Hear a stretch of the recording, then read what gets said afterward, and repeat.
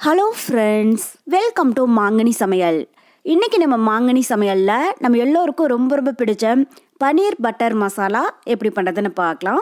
So இது பண்ணுறதுக்கு எந்த விதமான ஸ்பெஷல் மசாலாவும் தேவையில்லைங்க. நம்ம வீட்டில் இருக்கக்கூடிய பேசிக் பொருட்களை மட்டும் வச்சு ரெஸ்டாரண்ட்லையெல்லாம் சாப்பிடக்கூடிய அதே டேஸ்ட்டில் ஈஸியாக செஞ்சு முடிச்சிடலாம். இது சப்பாத்தி, நான், ரொட்டி, பூரி, அப்புறம் ஃப்ரைட் ரைஸ் கூடியெல்லாம் வச்சு சாப்பிட்றதுக்கு ரொம்பவே அட்டகாசமான ஒரு சைடு டிஷ். எல்லோரும் விரும்பி சாப்பிடுவாங்க. சரி வாங்க, இப்போ இந்த பனீர் பட்டர் மசாலா எப்படி பண்ணுறதுன்னு பார்க்கலாம். பனீர் பட்டர் மசாலா பண்ணுறதுக்கு ஃபஸ்ட்டு நம்ம தேவையான பொருட்களை வதக்கி எடுத்துக்கலாம். அதுக்கு ஒரு கடாயில் 1 டேபிள் ஸ்பூன் அளவுக்கு வெண்ணெய் சேர்த்துக்கோங்க. வெண்ணெய் உருகினதும் இது கூட பெரிய சைஸில் 2 பெரிய வெங்காயம் கட் பண்ணி வச்சுருக்கேன், அதை உள்ள சேர்த்துடலாம். சேர்த்துட்டு இப்போ வெங்காயம் நல்லா கண்ணாடி மாதிரி ஆகிற அளவுக்கு வதக்கிடுங்க. ஸோ வெங்காயத்தை ரொம்பவே பொடியாக கட் பண்ண வேண்டாம், கொஞ்சம் பெருசாகவே கட் பண்ணி சேர்த்துக்கோங்க. இது வதக்கிட்டு நம்ம அரைச்சி எடுக்கிறது தான். பாருங்கள், இப்போ வெங்காயம் நல்லா கண்ணாடி மாதிரி வதங்கிடுச்சு. இப்போ இந்த அளவுக்கு நல்லா வதங்கினதுக்கு அப்புறமா இது கூட மீடியம் சைஸில் நல்லா பழமாக 4 தக்காளி கட் பண்ணி வச்சுருக்கேன், அதை உள்ள சேர்த்துடலாம். கூடவே 1/2 இன்ச் அளவுக்கு இஞ்சி, அப்புறம் 6 பல் பூண்டு. ஸோ நான் நாட்டு பூண்டு சேர்க்கறதுனால 6 பல் சேர்த்துருக்கேன். நீங்கள் பெரிய சைஸ் மலை பூண்டு சேர்க்கறதா இருந்தால் 3 பல் சேர்த்திங்க அப்படின்னாலே போதும். இப்போ இது கூடவே 2 பச்சை மிளகாய், அப்புறம் இந்த வெங்காயம் தக்காளி வதங்குறதுக்கு கொஞ்சமாக உப்பு, இதெல்லாம் சேர்த்துட்டு இப்போ தக்காளி நல்லா சாஃப்ட் ஆகிற அளவுக்கு வதக்கிடுங்க.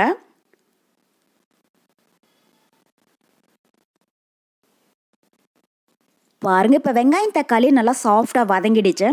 இப்போ இந்த ஸ்டேஜில் நம்ம தேவையான மசாலா பொருட்கள் சேர்த்துடலாம். 1/4 டீஸ்பூன் மஞ்சள் தூள், கூடவே காரத்துக்கு 1 table spoon Kashmiri red chilli powder. இது கிரேவிக்கு நல்லா கலர் கொடுக்கும், காரம் குறைவாக தான் இருக்கும், அதனால தான் சேர்க்குறேன். இருந்தால் சேர்த்துக்கோங்க, இல்லை அப்படின்னா தனி மிளகாய் தூள் உங்கள் காரத்துக்கு தகுந்த மாதிரி கூட்டி குறைச்சி ஆட் பண்ணிக்கோங்க. கூடவே 1 டீஸ்பூன் மல்லித்தூள், அப்புறம் 1/2 டீஸ்பூன் கரம் மசாலா, ஒரு சின்ன பீஸ் பட்டை, 4 லவங்கம், அப்புறம் சின்னதாக 2 ஏலக்காய், பெருசாக இருந்தால் 1 அளவுக்கு சேர்த்திங்க அப்படின்னாலே போதும். கூடவே கிரேவி நல்லா திக்னஸ் கொடுக்கறதுக்காக ஒரு 10 போல் முந்திரி பருப்பு, இதெல்லாம் சேர்த்துட்டு இப்போ ஸ்டவ் மீடியம் ஹீட்டில் வச்சு இது லைட்டாக பச்சை ஸ்மெல் போகிற அளவுக்கு வதக்கிடுங்க. மசாலா பொருள் சேர்த்ததுக்கப்புறம் அதிக நேரம் வதக்காதீங்க, ஸ்டவ் மீடியம் ஹீட்டில் வச்சு லைட்டாக வதக்கினீங்க அப்படின்னாலே போதும்.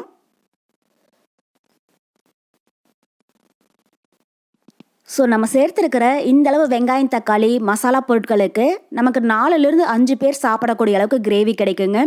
உங்களுக்கு எந்த அளவுக்கு கிரேவி தேவையோ அதுக்கு தகுந்த மாதிரி எல்லா பொருளையுமே கூட்டி குறைச்சி ஆட் பண்ணிக்கோங்க. அவ்வளோதான். இப்போ மசாலா பொருளெல்லாம் வெங்காயம் தக்காளியோட சேர்ந்து நல்லா வதங்கிடுச்சு.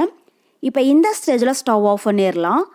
இது ஒரு 5 நிமிஷம் நல்லா ஆறுனதுக்கு அப்புறமா மிக்ஸி ஜாரில் சேர்த்துடலாம். சூடாக இருக்கிற போதே அரைச்சி எடுக்காதீங்க, நல்லா ஆறுனதுக்கு அப்புறமா அரைச்சி எடுத்துக்கோங்க, அப்போ தான் கிரேவிக்கு நல்லா ஒரு டேஸ்ட்டு கிடைக்கும். சேர்த்துட்டு கூடவே கொஞ்சமாக தண்ணி விட்டு நல்லா நைஸாக அரைச்சி எடுத்துக்கோங்க.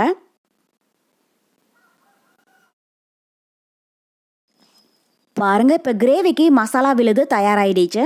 இந்த அளவுக்கு நல்லா நைஸாக இருக்கணும், அதுக்கு தகுந்த மாதிரி அரைச்சி எடுத்துக்கோங்க. அவ்வளோதான். இப்போ இதில் ஓரமாக இருக்கட்டும். அடுத்தது நம்ம பனீர் பட்டர் மசாலா ரெடி பண்ண ஆரம்பிச்சிடலாம்.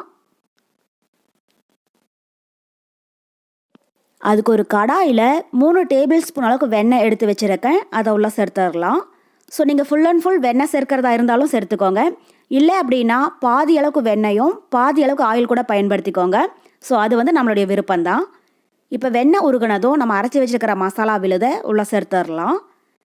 சேர்த்துட்டு ஸ்டவ் மீடியம் ஹீட்டில் வச்சு இப்போ இந்த டைம் நல்லா கலந்து விட்டுருங்க.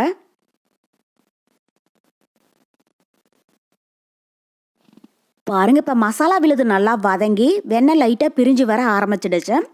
இப்போ இது கூட கிரேவிக்கு தேவையான அளவு தண்ணி சேர்த்துடலாம். ஸோ உங்களுக்கு கிரேவி எந்த அளவுக்கு திக்னஸ் வேணுமோ அதுக்கு தகுந்த மாதிரி தண்ணி சேர்த்துக்கோங்க. சேர்த்துட்டு இப்போ இந்த டைம் லைட்டாக கலந்து விட்டுறலாம்.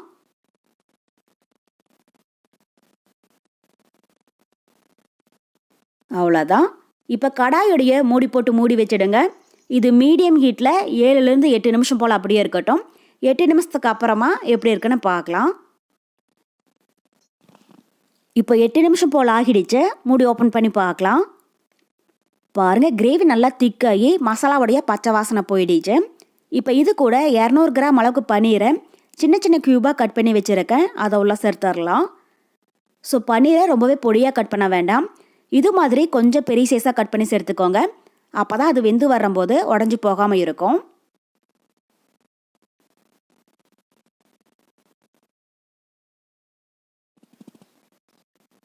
சேர்த்துட்டு இப்போ ஸ்டவ் மீடியம் ஹீட்டில் வச்சு இதை ஒரு டைம் லைட்டாக கலந்து விட்டுருங்க. ஸோ பன்னீர் சேர்த்ததுக்கப்புறம் அதிக நேரம் கலந்து விட்டுட்டே இருக்காதீங்க. ஜஸ்ட் இது மாதிரி லைட்டாக கலந்து விட்டீங்க அப்படின்னாலே போதும். கலந்து விட்டுட்டு இப்போ இந்த ஸ்டேஜில் உப்பு காரம் டேஸ்ட் பண்ணி பாருங்கள். உங்களுக்கு ஒரு வேளை உப்பு காரம் குறைவாக இருந்துச்சுன்னாலும் தேவையான அளவு ஆட் பண்ணிக்கோங்க. இப்போ உப்பு குறைவாக இருக்குது, நான் கொஞ்சமாக உப்பு சேர்க்கிறேன். கூடவே 1/2 டீஸ்பூன் அளவுக்கு சர்க்கரையும் சேர்த்துடலாம். சேர்த்துட்டு இப்போ திரும்பவும் ஒரு டைம் லைட்டாக இதை கலந்து விட்டுருங்க. இது மாதிரி நம்ம பன்னீர் கிரேவிக்கு கடைசியாக கொஞ்சமாக சர்க்கரை சேர்த்து செஞ்சோம் அப்படின்னா அந்த புளிப்பு, காரம், உப்பு இது எல்லாத்தையுமே பேலன்ஸ் பண்ணி டேஸ்ட்டு நல்லா எடுத்து கொடுக்கும். அதுக்காக தான் அதிகமாக சேர்க்க வேண்டாம். 1/2 டீஸ்பூன் அளவுக்கு சேர்த்திங்க அப்படின்னாலே போதும். அவ்வளோதான். இப்போ கடாயோடைய மூடி போட்டு மூடி மீடியம் ஹீட்டில் 3லேருந்து 4 நிமிஷம் போல் வேக விட்டுருங்க.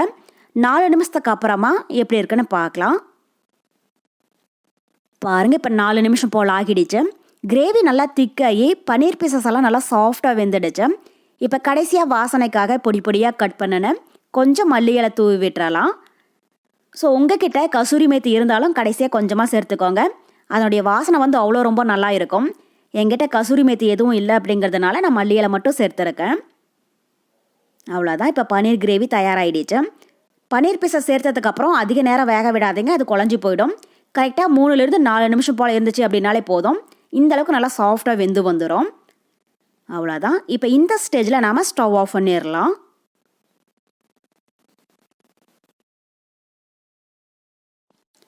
அவ்வளோதான். இப்போ நம்ம பன்னீர் பட்டர் மசாலா ரொம்ப ரொம்ப சூப்பராக தயாராகிடுச்சு. இது சப்பாத்தி, நான், ரொட்டி, பூரி அப்புறம் ஃப்ரைட் ரைஸ் கூடலாம் வச்சு சாப்பிட்றதுக்கு அவ்வளோ ரொம்ப அட்டகாசமாக இருக்கும்.